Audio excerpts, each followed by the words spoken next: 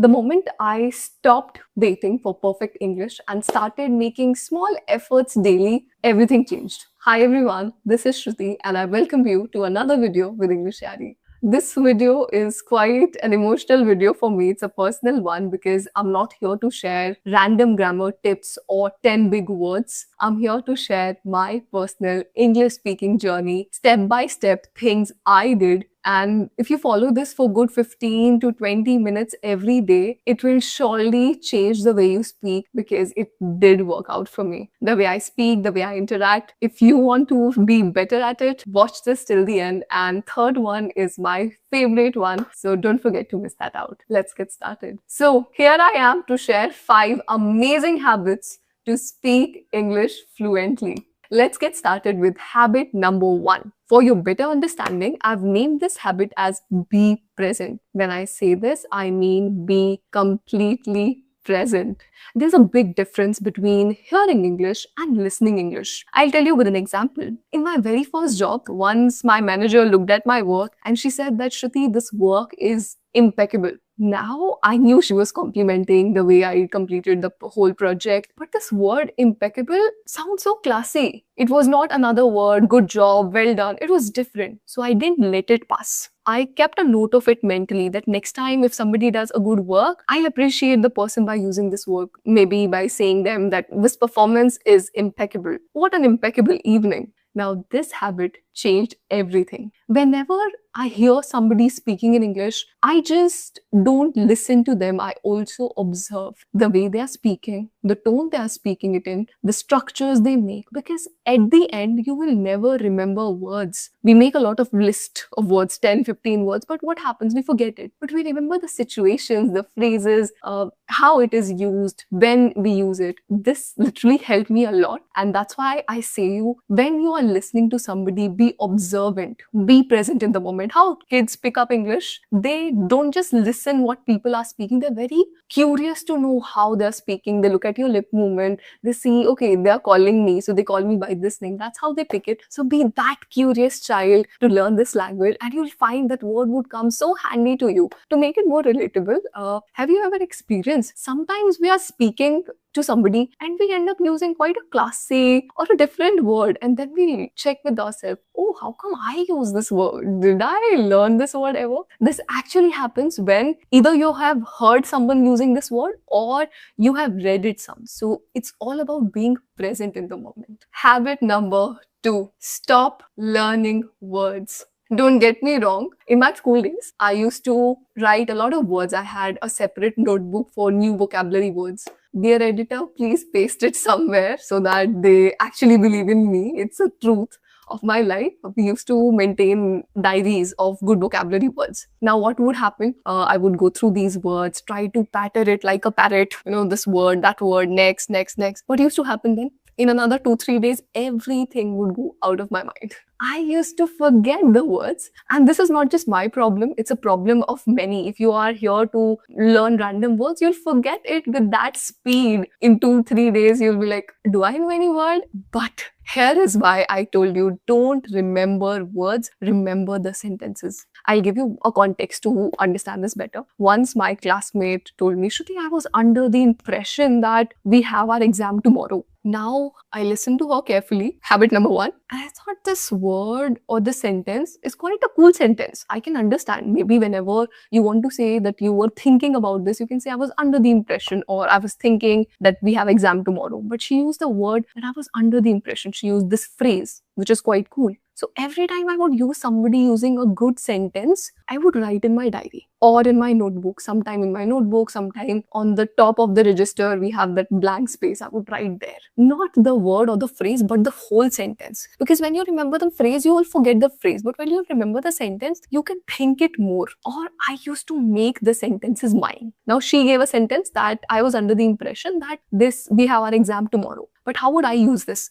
I'll make my own examples. For example, I was under the impression that all of my viewers have subscribed to English Shari channel, but more than 78% of them have not. Why do you do this? Comment now. See, you can always remember through different ways, but don't forget to subscribe anyway, because we do work really hard to bring amazing content for you. Before we feel that, okay, this is worth sharing, we don't come on board. We don't share it with you. We don't come here with you, right? So please do that. Now, coming back to our habit, what I just said is start remembering, or whatsoever you are doing it, write in somewhere. Nowadays, it's very easy. You can write in your phone, send a personal message to yourself whenever you hear somebody using the word. You can pick up the sentences from its surroundings, your friends, your colleagues, your team members, anybody who's using it. And if you found that, okay, this is something which I would love to add in my list, do that. Why am I asking you to write the full sentence or make full sentences? Is because when you learn a word or a phrase through a context, you not only understand its meaning, but also begin thinking in English. Learning with context means learning with real life examples, and that's exactly what we do at English Shari. If you don't know about English Shari, we are a language learning program where you get connected with your personal tutor in live one-on-one sessions where you speak practically. If you are a beginner, your tutor help you start from basics and understand everything about English without any judgment. If you're an intermediate, your tutor give you another roadmap which matches your learning goal and your learning speed. And if you are somebody who face a lot of issues or commit a lot of errors, there's somebody to help you patiently. We have around 100 plus expert and certified English language trainers. You can check them out now. You can check the description, book your trial session at just ₹99 and experience yourself. Here we are for habit number 3. Use it or you will lose it. Use it, lose it. That kind of rhyme. Okay. Let's not get distracted and get back to lose what and use what. So in my learning journey, I made a lot of mistakes. And I can say that because it happens with all of us. We do make mistakes. But one thing which I did right was I showed up every day. Whenever I used to remember, learn, or pick up any phrase, any sentence, I would ask myself, when can I use it? How can I use it? I didn't wait for perfect English, perfect grammar. I used to look for some of the opportunities where I could talk to one person. It could be at work, with my family members, anybody, so that I can fit in what I've learned. If you'll not use what you have learned, what you've picked up, you'll forget it. Why in our school days, teachers used to literally ask us write alphabets A, B, C every time for good 1, 2, 3 months, because they wanted us to get this imprinted in our head. So if you will not use what you have learned, you'll end up losing it, and then you'll think of, oh, what were the words, what were the sentences. So make sure that you use it, beat anyone. And as I told you, English Shari experts are there. You can use with them as well, and they'll surely appreciate you. So once I picked up a phrase, which is to make a beeline. We all have seen bees. It means basically to move forward towards something, right? Now I started making a sentence in my brain. I'm a big time foodie. So I made a sentence. I still remember, it was funny. So I remember that anytime I go to any party, I make a beeline towards Golgappas. Yes, I like it secretly. But why I still remember this phrase? Because I made a sentence with it, and the sentence was not a boring sentence. Ram makes a beeline and Geeta makes a beeline. No, you make boring sentences and then you forget them. But when you make sentences which are personal to you, you remember it for long. You don't leave it in the middle. One of my friends, her name is Parisha. So I used to link some of the phrases to her. Parisha made a splash in the meeting. Anything. Because when you use a family member's name, a friend's name, or you think about a situation, you tend to use that word or that phrase a lot. So make sure that you use what you learn. It's time for habit number 4. So far you've heard 3, it's time for 4. Okay, so to 4, I've titled as create your own English environment. So when I started learning English, I had literally no one to practice with. No friends, no colleagues, anybody. And if at all I tried speaking few sentences in English with my friends, in front of my friends, they would say, Shruti, why are you trying to show off? Why are you not speaking in the normal tone that we speak? So I literally had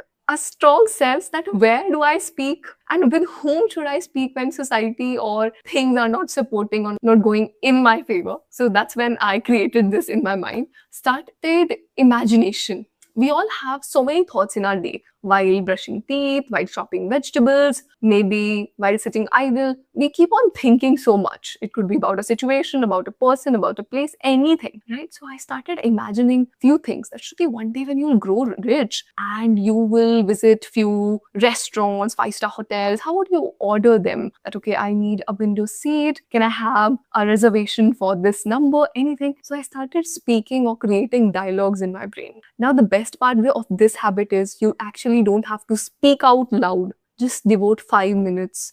This is called habit because every day when you are alone, spend some time with yourself, speak, let your thoughts be as creative, as imaginative as possible. And you can talk on anything. As I told you, I used to think one day I'll grow rich, one day I'll start earning money. So I used to speak on that. And many times, even on my dream job, I used to present how my dream job would look like, how would I behave, all those things in English. Trust me, this works. Spend just 5 minutes on your imagination with your thought. Let English be a part of your daily thinking process. Habit number 5. I've titled it as Make English Fun, Make It Exciting. Answer me this. Have you heard somebody saying that listening to podcast is my hobby? Or you've heard people saying learning 10 new words daily is my hobby? I'm sure you've not, because that's a boring task. But you might have heard people saying that listening to music is therapeutic, painting is my hobby. Why? Because they enjoy the process, they make it fun. My friends, English is not a subject. Speaking English is a life skill. And if you don't enjoy it, you'll not be able to pick it. You don't have to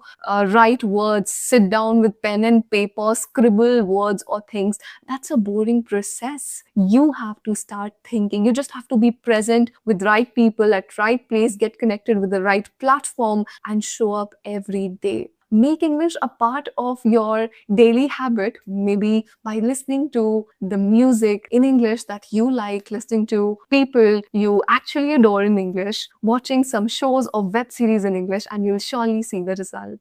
Don't sit with rhetorical ways. Don't make notes the way I did. I can still show you the my God, this handwriting is so threatening. Okay, but never mind. Make it exciting, guys. Make it fun.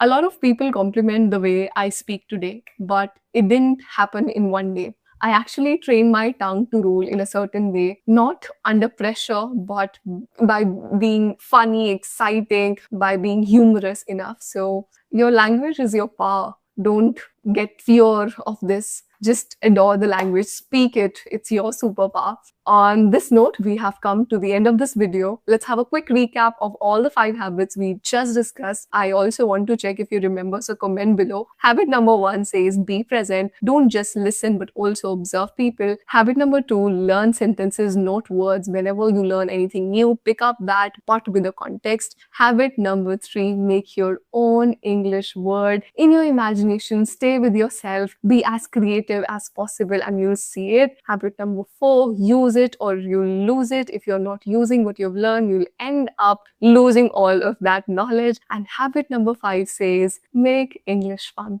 If you like this video, so don't forget to hit the like button. Comment if you really enjoyed it, because I myself go through all the comments that you put down there. It motivates me a lot. And thank you so much for your trust and your faith in our platform. We have recently crossed 50K subscribers. It's all because of you. So thank you. And we all love you. We are a strong family of 50,000 people now. Happy learning.